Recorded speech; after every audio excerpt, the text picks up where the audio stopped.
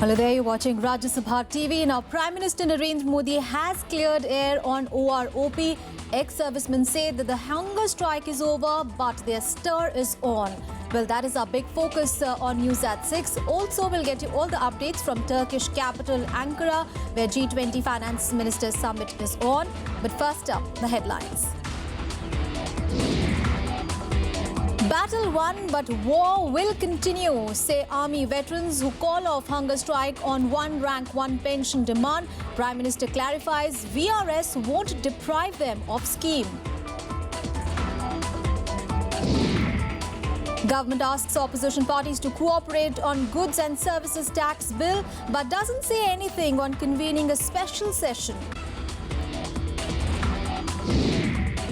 Government not swayed by market volatility, focused on strengthening the real economy, says Finance Minister Arun Jaitley at G20 meeting. Assam flood situation turns grim. 7 people killed as floodwaters submerge over 2,000 villages. Brahmaputra flowing above danger districts. And Germany and Austria throw open borders to migrants. Hundreds of exhausted refugees troop into the two nations as IMF chief asks European Union to share burden.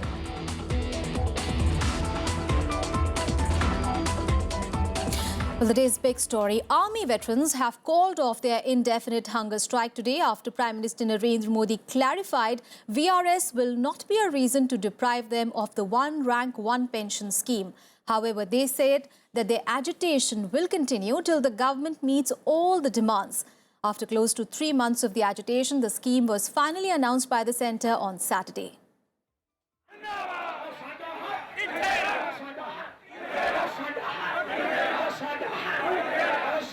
ये हमारे लिए बहुत खुशी का है कि हमारे जो मरनश पे बैठे लोग थे उन्होंने अपना मान लिया हमारा रिक्वेस्ट और मरनश को तोड़ दिया है।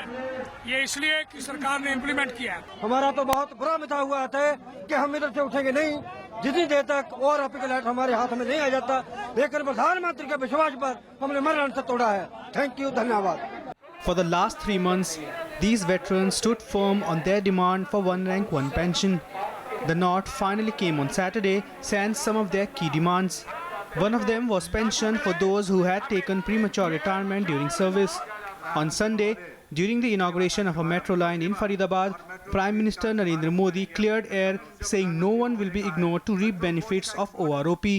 सेना की आयु कम हो इसलिए उनको 15 साल के बाद नौकरी छोड़नी पड़ती है, 17 साल के बाद छोड़नी पड़ती है, 20 साल के बाद छोड़नी पड़ती है। कुछ लोगों को लगता है कि जो 15 साल 17 साल नौकरी छोड़ के गए उनको OROP नहीं मिलेगा। अरे आप ही तो देश की रक्षा करते हो। अगर ये OROP सबसे पहले मिलेगा तो आपको मिलेगा। But for the veterans, the struggle is not yet over. They now want all their demands met by the government.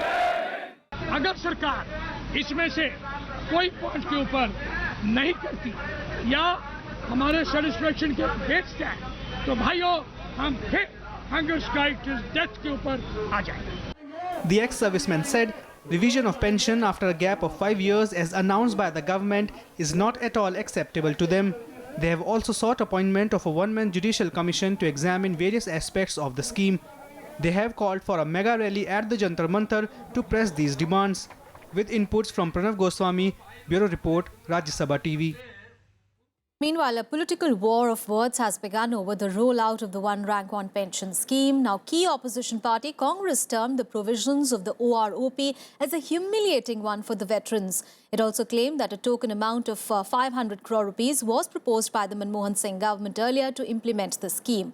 However, Prime Minister Narendra Modi accused parties of trying to spread rumours.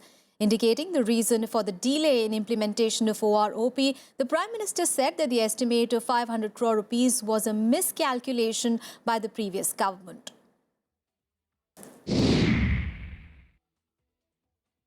Yesterday's announcement is a substantial dilution of UPA's order of one rank, one pension. UPA accepted in toto the recommendation of the Parliamentary Standing Committee because that was That is the wishes. That was the wish of the entire parliament, irrespective of political parties.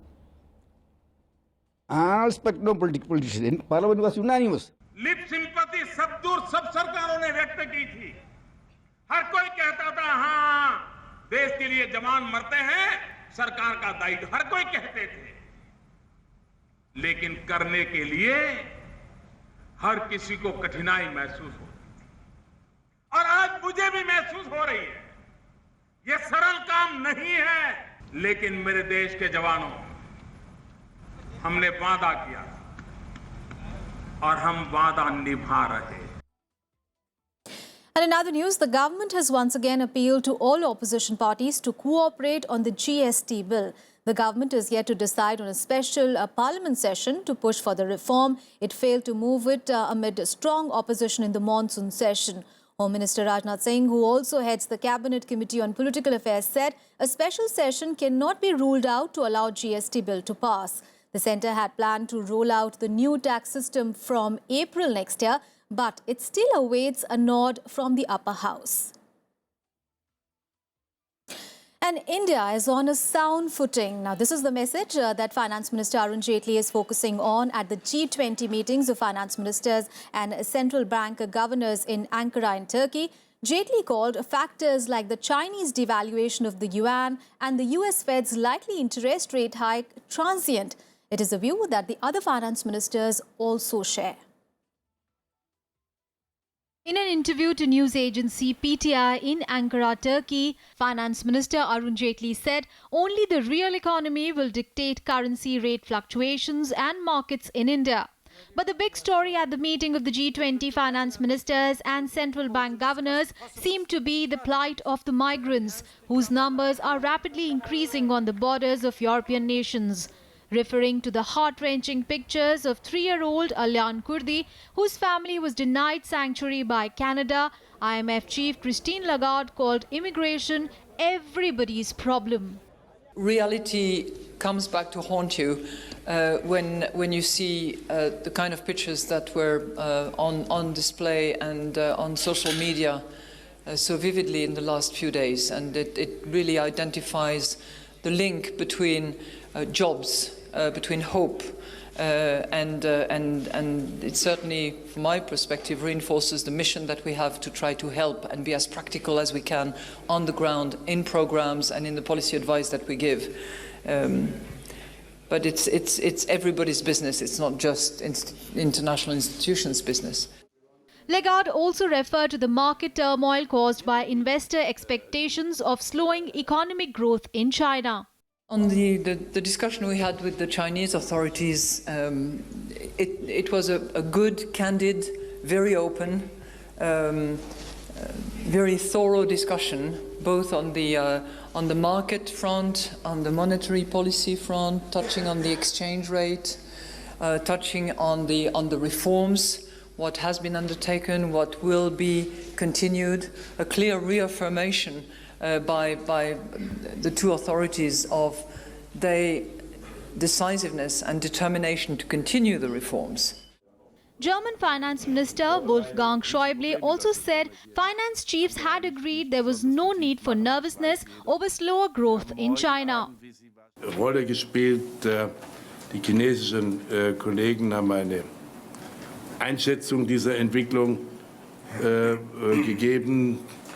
Und Sie haben übrigens darauf hingewiesen, dass Sie ja umfangreiche Strukturreformen beschlossen haben und dass Sie die auch kontinuierlich.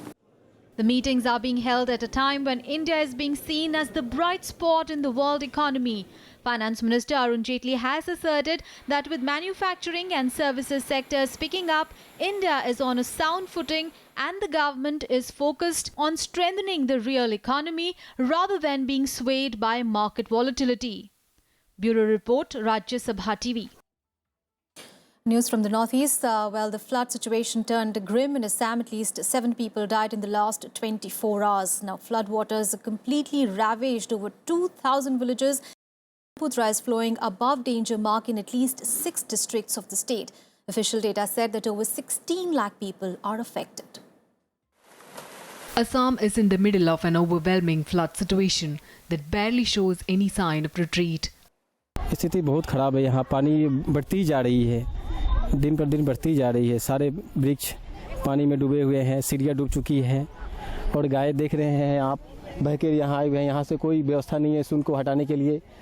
वातावरण में प्रदूषित हो चुके हैं, वायु सब प्रदूषित हो चुके हैं। यह पूरा नौगांव पूरा पानी के नीचे आ गया। वो ढींग, मुराबरी, रुपोही, लाहौरी घाट ऐसे जितना है सब तो पार में पूरा आदमी का हालत सब खराब है। Over 2,000 villages are submerged with the Brahmaputra flowing above the danger mark in 6 districts. For rehabilitation के लिए हमारा पूरा जो फील्ड मशीनरी है पूरी लगी हुई है और पूरी तत्परता से काम कर रही है और जितना मदद हम कर सकते हैं हम कर रहे हैं और सरकार की तरफ से जो भी ज़रूरत है वो उनकी पूरी की जा रही है। Rescue teams are facing a tough time with the flood submerging camps of border security force in Dhubri district. Now they are operating from boats. Official reports said over 16 lakh people were affected. Over 2 lakh people are in relief camps. The state government opened at least 300 such camps across the state. Over 1 lakh hectares are underwaters. Not only an alarming scale of destruction across the Brahmaputra valley, but victims now face the risk of waterborne diseases as well. Bureau Report, Rajya Sabha TV.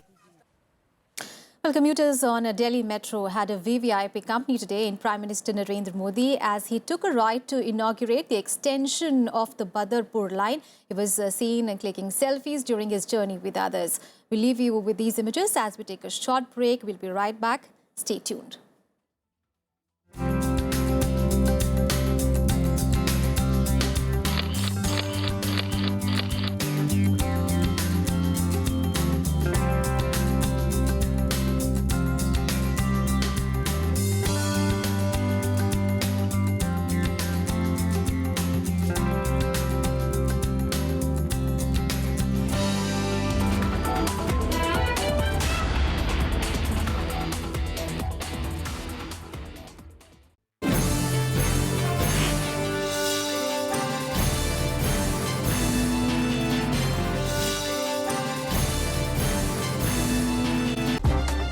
India's star shining in global affairs. The professional army of any country does not have faith, piety and jihad in the name of God. From regional power to assertive global leader. Sri Lanka denies that these violations took place. We want India to be a superpower. We have been doing everything for decades and we have been giving to India everything best we have. Experts debate the nation's foreign policy. We should not have any political preference of ours so far as Nepal is concerned. Taliban were the creatures of Pakistan. Whatever people may say, they were created by Pakistan. India's World with Bharat Bhushan on Rajya Sabha television.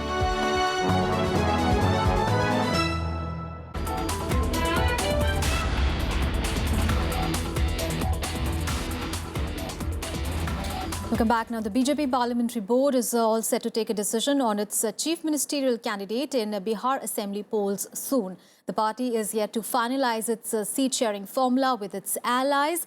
Well, 2 days after the Samajwadi Party walked out of the Grand Alliance in Bihar, there are rumblings in the NDA as well. Now, its partner, Jitan Ram Manjhi's Hindustani Awam Morcha Secular, is reportedly in talks with the RJD. According to sources miffed with a few seats on offer, Manjhi's aide Mahachandra Prasad Singh met RJD chief Lalu Prasad in New Delhi. However, the party denied the possibility of quitting NDA. आज जब पूरा प्रदेश लालू प्रसाद से दूरी बना रहा है, भाग रहा है, महागठबंधन से छिप रहा है, तो महाचंद्र सिंह का मुलाकात कैसे हो सकती है? ये कहां से बातें आई है? बिल्कुल बेबुनियाद है। जो आधार समूह जो भी है थोड़ा बहुत जीतन राम मांझी जी का, वो आधार समूह कभी भी भाजपा के सामंती चरित्र के साथ सहज नहीं महसूस करेगा। And news from Gujarat, well, the protests over the Patel reservation issue were postponed today till 13th of September. Now, this was after the Gujarat government refused permission for the march that was to take place from Dandi to Ahmedabad. The community, led by Hardik Patel, is demanding inclusion in the OBC category for reservation. Hardik Patel has said that the march will go ahead if the government refuses to grant permission for the rally by next Sunday. Police तरफ से जो अभिप्राय मिला है वो अभिप्राय के आधार पर और जिला में जो परिस्थिति है उसके आधार पर ये अर्जी नामंजूर करने के लिए हम प्रशासन तरफ से नक्की किया है। गवर्नमेंट डरी हुई है और गवर्नमेंट ने 144 धारा लगाई हुई है और परमिशन भी नहीं दी। हम कम से कम 6 दिन के बाद मतलब हमने अल्टीमेटम गवर्नमेंट को दे रहे हैं कि अगले रविवार को उसी टाइम पर उसी जगह से हम आगे से जहां पर गांधी जी को अरेस्ट किया था वही ट्रेन से हम हमारी रैली की शुरुआत करेंगे और उस वक्त ये परमिशन जो हम नए से मांगेंगे ठीक है देते हैं तो ठीक है, नहीं तो हम सही मार्ग पर वहीं से अहिंसा के मार्गों पर हमारी मार्च करेंगे। And in other news, food regulator FSSAI is bringing in new approval procedures for the food products by the end of September.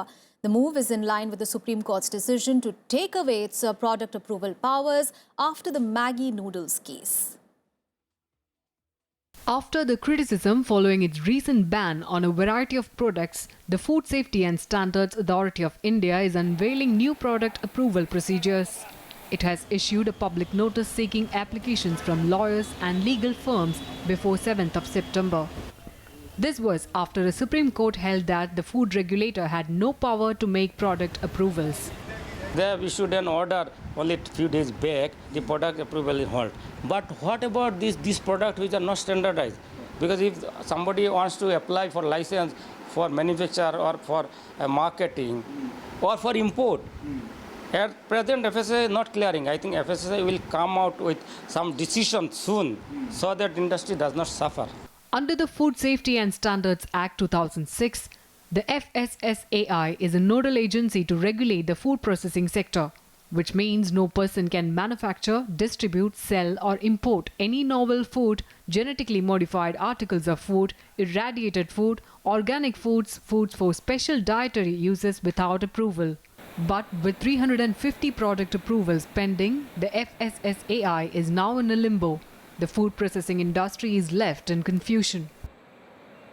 Unless the act is amended, they cannot approve new products. But they have to come clearly with, there are several implications of this order. One implication of the order is what happens to product approvals that have already been approved. What happens to the people who have paid for the product approval? We are taking crores of rupees here, all right? What happens to that because that process has been called illegal? That is not, there is no clarity there. The FSSAI scrapped existing approval process on 27th of August after the Supreme Court upheld the Bombay High Court, which was hearing the Maggi noodles case, decided to cancel its product approval powers. Rajkamal Rao's report for Rajya Sabha TV. And for more national stories, let's take you nationwide. Employee Provident Fund Organisation is likely to increase the maximum amount assured under its employees' deposit-linked insurance scheme to 5.5 lakh rupees in order to boost equity markets. The proposal to raise the insurance benefit for over 6 crore subscribers will be put up for approval of a Pension and EDLI Implementation Committee on 9th of September. 5 Maoists have been arrested by the police after a gun battle in Chhattisgarh's Balrampur district. The face-off took place after security forces were confronted by around 10 armed rebels while they were on patrol. 3 other Maoists also surrendered in Odisha's Malkangiri district. 2 of them were carrying a bounty of 1 lakh rupees each. Petrol prices have shot up to 300% in Manipur due to scarcity of fuel. Petrol is being sold at a hefty price of around 160 rupees to 180 rupees per litre in the black market. Well, the state is hit by a serious spell of artificial fuel scarcity as the stocks of petrol and diesels have decreased significantly due to heavy landslides and also prolonged strikes over ILPS and anti-ILPS movement in the state. And Another big international story. Well, tired and relieved, hundreds of migrants reached Germany on special trains via Austria. Now, these two nations have been attentive to the developing humanitarian crisis through Europe, opening their borders from troubled areas in Syria and Africa. IMF chief has urged European nations to share the burden of the migrants. Take a look. Austria and Germany finally threw open their borders to thousands of exhausted migrants. In a surprise move, Hungary eased travel restrictions to allow 7,000 refugees reach Munich on special trains. Up to 10,000 crossed the Austrian border in 48 hours. The government say they don't plan to limit the numbers entering their borders. We are happy in Germany, but we tired, very tired, because it's very dangerous. In Austria here it's different.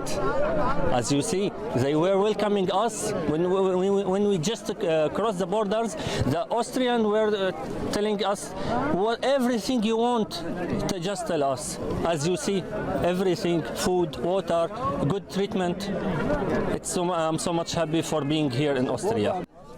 Bewildered migrants queued up for preliminary registration as aid workers offer them water, food and winter clothes. Austria and Germany also providing more trains, besides waiving off rules that require refugees to apply for asylum in the first country they land in. Germany will also discuss the crisis later on Sunday. Und wir haben ein Riesenproblem in Deutschland. Das brauchen wir jetzt hier in Ankara nicht besonders vertieft machen, aber das weiß jeder.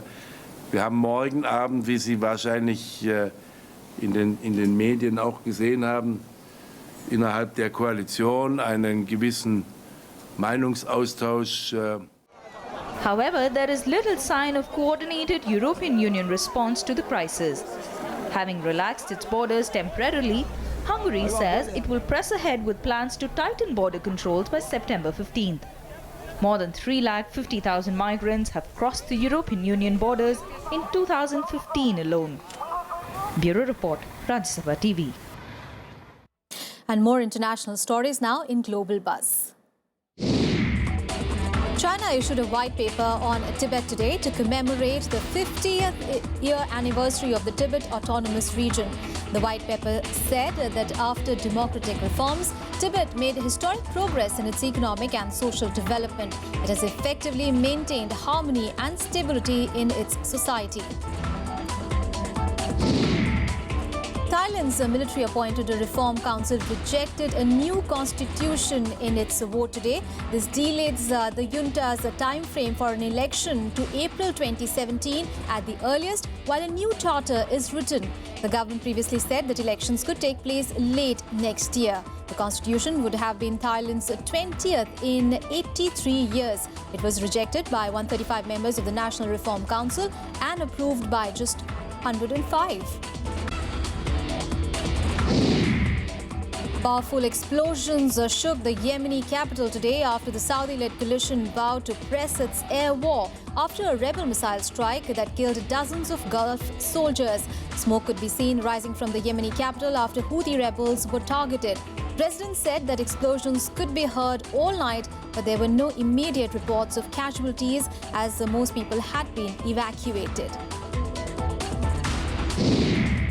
Guatemalans are prepared to go to elections in the country's presidential election just days after President Otto Perez resigned over corruption allegations. Electoral officials distributed voting materials as voters evaluated the field. If no candidate wins over 50% of the vote, the top two will face off in a second round on 25th of October. The next president will take over in the month of January next year.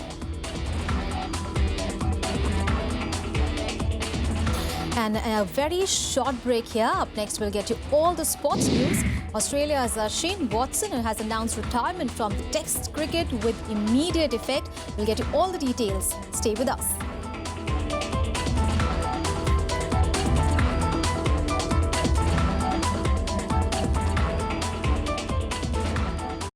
Hottest topics. If you can facilitate the opening up and the expansion of the international border trade, you can add to the economy. 370 धारा जो है वो जम्मू कश्मीर को मुल्क के साथ जोड़े रखती है.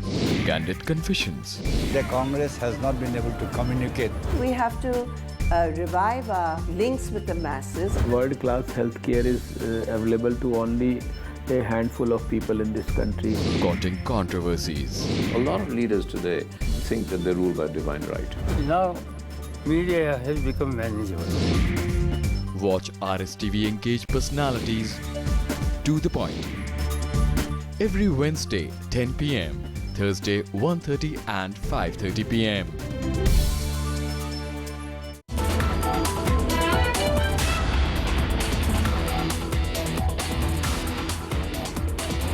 Welcome back. Now, in all the action from Flushing Meadows, well, an action-packed day 6 at the US Open. Top seeds in both the men's and also the women's categories advanced to the next round with easy wins on Saturday. Here are all the details.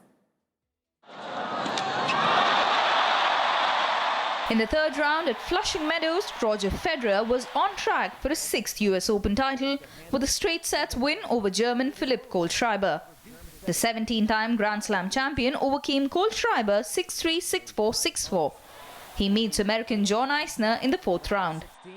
Serving, and other than that, I'm very happy. You know, it's good to get through in 3 sets. He's a great player. He's beaten John Isner here a couple of times in a row, so I know how tough it can be, and I've practiced a ton with him, and it's always tough, so I'm very pleased. Britain's Andy Murray also progressed into the fourth round, sweeping past 30th seed Brazilian Thomas Bellucci in straight sets 6-3, 6-2, 7-5. Important for me today. Last match was extremely tough, physically and mentally, and you know, it was, like I said, it was a lot cooler today, which helped. So to get the win in 3 sets in much cooler conditions, I get another couple of days, well, a day to recover now and get ready for the next one. In the women's play, Romanian second seed Simona Halep dispatched Shelby Rogers 6-2, 6-3 to reach the fourth round. She finished off the opening match of Saturday's night session in just over an hour. Halep will play number 24 Sabine Lisicki next. Yeah, I'm really happy with my game tonight. I played, I think I played well. She played well as well. It was a bit difficult because it was first time when I played in a night session, so I didn't feel the ball at the beginning, but then I just tried to be focused, to fight for every ball, and finally I found my game, my rhythm, and then I finished in 2 sets. Britain's Jo Konta continued her remarkable run with a victory over 18th seed Andrea Petkovic in the third round. 97th ranked Konta converted her 6th match point to win 7-6, 6-3. She faces 2-time Wimbledon champion and 4th seed Petra Kvitova, who crushed Slovakian Anna Karolina Schmidlova 6-2, 6-1. Bureau Report, Rajya Sabha TV. As she advances. And more sporting action now in Sports Beat. Australian all-rounder Shane Watson has announced his retirement from Test cricket with immediate effect. He had to cut short his tour of England due to a calf injury. Watson has played in 59 Test matches, scoring over 3,700 runs, and he has also taken 75 wickets. Australia defeated England by 64 runs at Lord's to lead the 5-match ODI series 2-0. Steve Smith struck 70 and Mitchell Marsh scored 64 runs as Australia posted 309 for the loss of 7 wickets from 49 overs. England skipper Eoin Morgan scored a defiant 85, but the hosts were bowled out for 245 runs. The third game will be played at Old Trafford on Tuesday. England continued their place at Euro 2016 after thrashing San Marino 6-0 in a Group D match. Wayne Rooney opened the scoring with a record 49th goal for his country. Christian Brawley, Ross Barkley, Theo Walcott and Harry Kane were also on target as England made it 7 wins out of 7 in the qualifying matches. In the Group C match, defending champion Spain beat Slovenia 2-0 to go top of the group. Jordi Alba nodded in a David Silva cross to put Spain ahead in the 5th minute. Andreas Iniesta then scored a penalty after a foul on Diego Costa. Spain and Slovakia both have 18 points, but the European champions are ahead on the goal difference. 6 people were killed and several others injured after a racing car flew off the track and crashed into spectators during a high-speed rally in Spain. Witnesses said that the racing car flew off the track into the crowd as it attempted to take a bend at a high speed. The driver and the co-driver are said to be unharmed. Well, that's it from me and my team in this edition of News at 6. Thanks so much for your time. Take care.